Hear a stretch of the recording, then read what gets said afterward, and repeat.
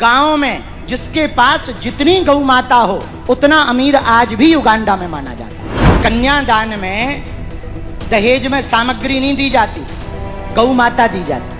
भारत हिंदू राष्ट्र तभी बनेगा जब गाय माता बचेगी।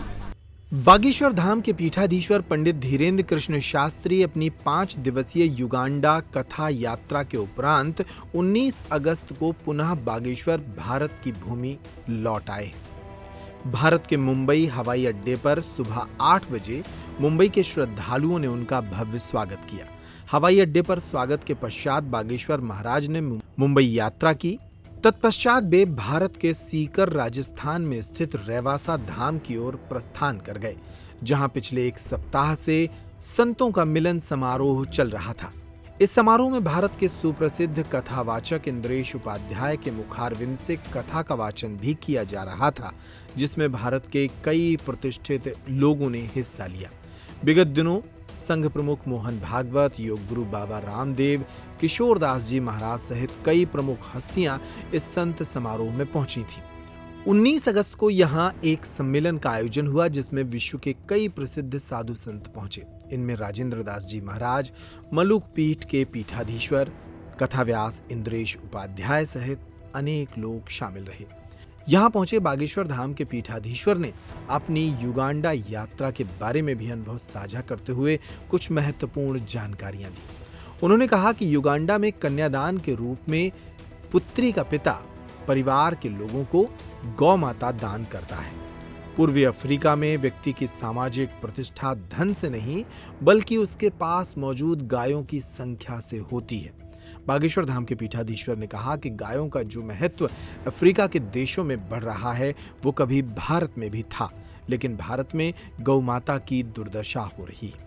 उन्होंने भारत के लोगों से गौ माता के संरक्षण की अपील की। महाराज जी, हम जहाँ युगांडा में थे बताना भूल गए, वहाँ पर एक अद्भुत बात है।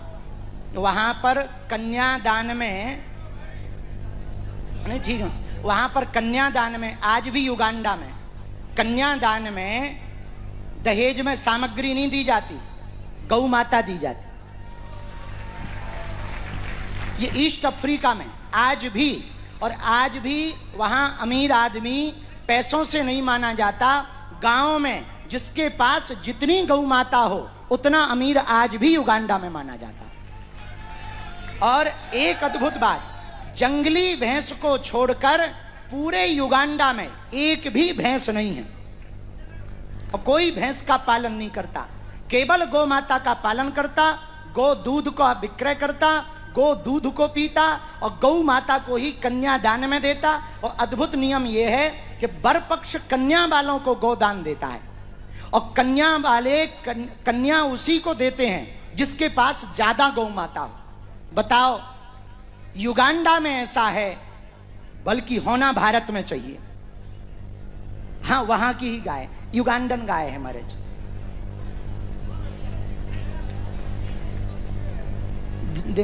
शायद वो नहीं, लेकिन ये अभूतपूर्व नियम है महाराज जी। हम तो सुनकर के हम जब अभी गए वहां की प्रधानमंत्री को मिले परसों, उन्होंने जब पूरी बात वहां हमें बताई तो हमें बड़ी प्रसन्नता हुई और वहां के प्रतिष्ठित लोगों ने बात बताई और हमने जाकर के भी देखा। जब विदेशी धरती पर ऐसा हो सकता है तो हम चाहते हैं भारत की धरती पर यदि गौ माता के लिए ऐसा हो तो निश्चित रूप से, महाराज जी ने एक बात कही थी वो हमें याद आ गई, भारत हिंदू राष्ट्र तभी बनेगा जब गाय माता बचेगी। भारत को हिंदू राष्ट्र बनाने के लिए गाय माता को बचाना बहुत आवश्यक है। इसलिए संपूर्ण रेवासा वासियों, राजस्थान के पागलों, हिंदू राष्ट्र का झंडा यदि कहीं फहराएगा तो शायद पहला नंबर राजस्थान का आएगा, क्योंकि ये वही भूमि है जहां महाराणा प्रताप की तलवार ने विरोधियों के नाकों चने चढ़वा दिए थे विरोधियों को। ये वही भूमि है जहां कट्टर हिंदू रहते हैं।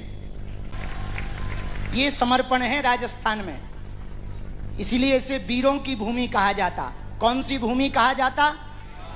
वीरों की भूमि। और वीरों की भूमि है, वीर की भूमि भी है और महावीर की भूमि भी है। अब पूछो कैसे? पूछो यहां दो बालाजी हैं प्रसिद्ध, सालासर और मेहंदीपुर। और हनुमान जी का नाम महावीर जब नाम सुनावे, तो वीर की भूमि है, महावीर की भूमि है। रेवासा धाम जानकी जी की भूमि है, तो श्री ठाकुर जी रघुनाथ जी भी यहां आएंगे, तो वीरों की वीर की भूमि हो गई, महावीर की भूमि हो गई।